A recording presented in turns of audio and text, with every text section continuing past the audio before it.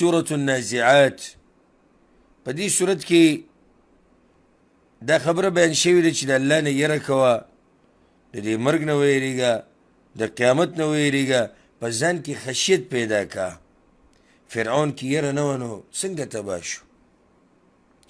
بسم الله الرحمن الرحيم والنازعات غرقا. قسم دې په هغه ملایکو چې راکاږي روحونه د کافرانو په سختۍ سره ده. والناشطات نشطا، او قسم دې په هغه ملایکو چې نرمي کوونکي دي په نرمي کولو سره. د مؤمنانو روحونه هغه په نرمۍ سره راوباسي.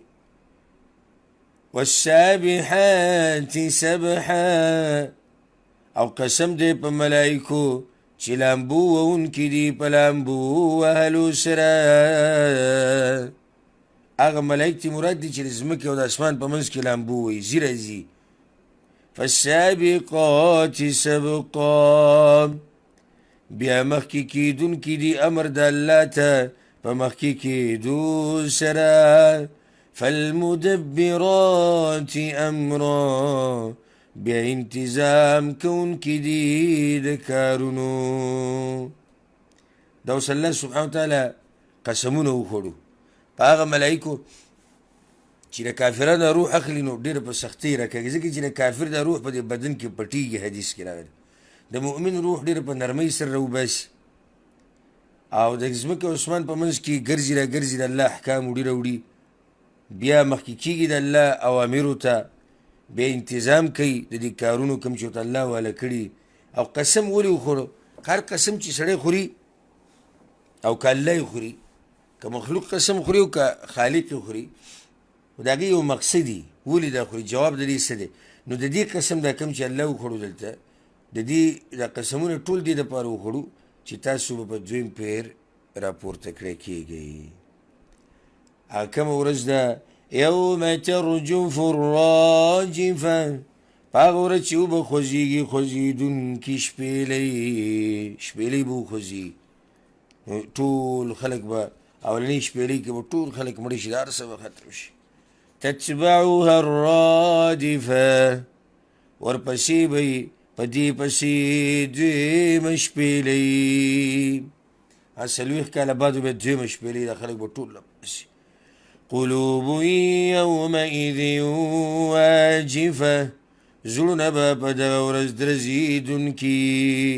ابصارها خاشعه، سترګې د دې به ذلیلې، نفس سترګې به ذلیلې. یقولون انا لمردودون فی الحافره، وی دوی ایا موږ به واپس کړی شو مخکیني حالاتو ته، یا په قدمونو خپلو دنیا ته. اذا كنا عظاما نخره، ایا کله چې شو موږ هډوکي زاړه. قالوا تلك اذا کرة خاسره، وی دوی دا به په دغه وخت کې واپسي تاوان والا. مشرکانو به وخندل، څه به وي؟ اذا كنا عظاما نخره يقولون أئنا لمردودون في الحافرة. أئذا كنا عظاما نخرة قالوا تلك إذا كرة خاسرة. قالوا تلك إذا كرة خاسرة سمعنا، يعني كتشرت مشركان بدوي چې قیامت خو راځي نه، خو که دا قیامت چې تحقق که نه نو بیا خو موږ لوی تاوان وکړو، او موږ خو د تاوان نه ځان بچ کوو، ځکه چې موږ خو هوښیار خلک یو. یعنې وایي که په رښتیا د قیامت وی نو لوی د تاوان خبره ده چې موږ د هر څه وبېلل. دومره خو پوه و چې دا به د تاوان خبره، خو به چې یو سړی الله په هغه باندې شیطان مسلط کړي او شیطان ورته د بد عملونه ښایسته کړي، الله ورته وایي دا ورځ به راځي، لرې نه ده. فإنما هي زجرة واحدة، یقینا دا خو شپېلۍ یوه ده. فإذا هم بالساهرة، نو دغه وخت به دوی په ډاګه یا په اواره ځمکه یي ښکاره به یي بلکل الله ته. نو وګوره انجام د فرعون څنګه و چې کله هغه کې یره نه وه او نه یې منل د هر څه. هل اتاک حدیث موسی، یقینا راغلی دی یا آیا راغلی دی تا ته خبر د موسی علیه السلام. اذ ناداه ربه، کله چې آواز وکړو هغه ته رب د هغه بالوادي المقدس طوى، په کنده پاکه کې چې طوى ده. اذهب الى فرعون انه طغى، لاړ شه فرعون ته یقینا هغه سرکشي کړې ده. فقل هل لك الى ان تزكى، نو ورته ووایه ایا ستا مینه شته دی، ایا ستا مینه شته دې سره چې ځان پاک کړې. ځان پاکول غواړي د ګناهونو نه. واهديك الى ربك فتخشى، او لارو خیم تا ته طرف د رب ستا ته بس چې ته ویریږي. فاراه الآیة الکبرى، نو ویښود هغه ته نښه لویه، لوی لوی نښې ورته وښویې. ښه انجام هغه ظالم ته ګوره. فکذب وعصى، نو فرعون تکذیب وکړو نافرماني وکړه. ثم ادبر یسعى، بیا اشاره واړوله او کوشش یې وکړو د خلکو د ګمراه کولو. فحشر فنادى، نو راجمع یې کړل خلک بس اواز یې وکړو. فقال انا ربكم الاعلى، نو وی زه رب ستاسو یم اوچت. فأخذه الله نكال الآخرة والأولى، نو راونیو هغه الله په سزا د آخرت او د دنیا. إن في ذلك لعبرة لمن يخشى، یقینا په دې کې خامخه عبرت دی د پاره د هغه چا چې یریږي. أأنتم أشد خلقا أم السماء، أي تاسو سخ پیدایش والی که اسمان بناها چې الله جوړ کړی دی.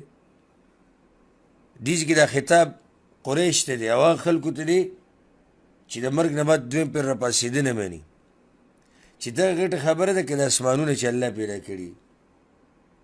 رفع سمكها فسواها، پورته کړی دی چت د دې اسمان نو برابر کړی دی هغه.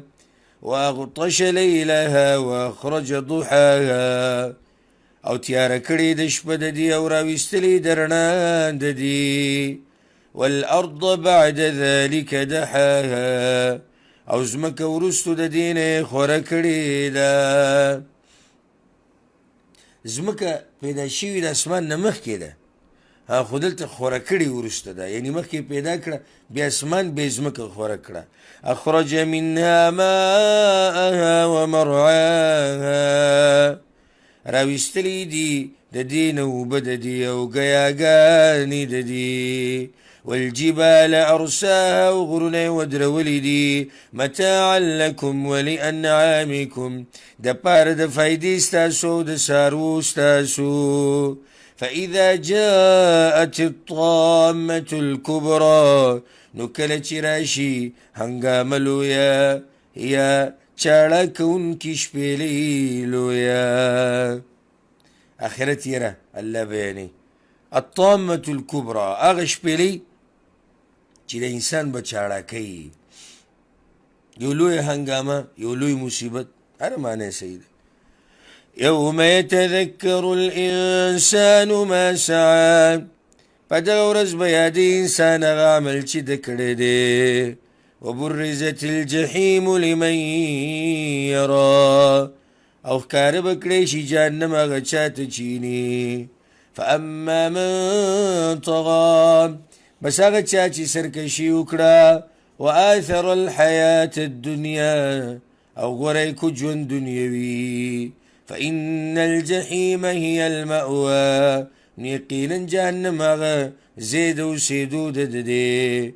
واما من خاف مقام ربه ونهى النفس عن الهوى، او هغه څوک چې ویریدو د ودرېدو یا د پیشۍ د رب ددنه څوک ویریدو د دې نه چې زه به الله ته مخامخ کېږم ونهى النفس عن الهوى او منې کو نفس خپل د خواهشاتو د تابعدارۍ نه فإن الجنة هي المأوى نو یقینا جنت زید اوسېدو د دې مشرکانو بهر وخت تپوس کو قیامت به کله راځي الله وی يسألونك عن الساعة أيان مرساها تپوس کوي دوی ته نه په باره د قیامت کې چې کله به یې ودرېدل د هغې فيما أنت من ذکراها پس کې ته د یاداشت د هغې نه إلى ربك منتهاها خاص رب ستا ته انتها د علم د هغې ده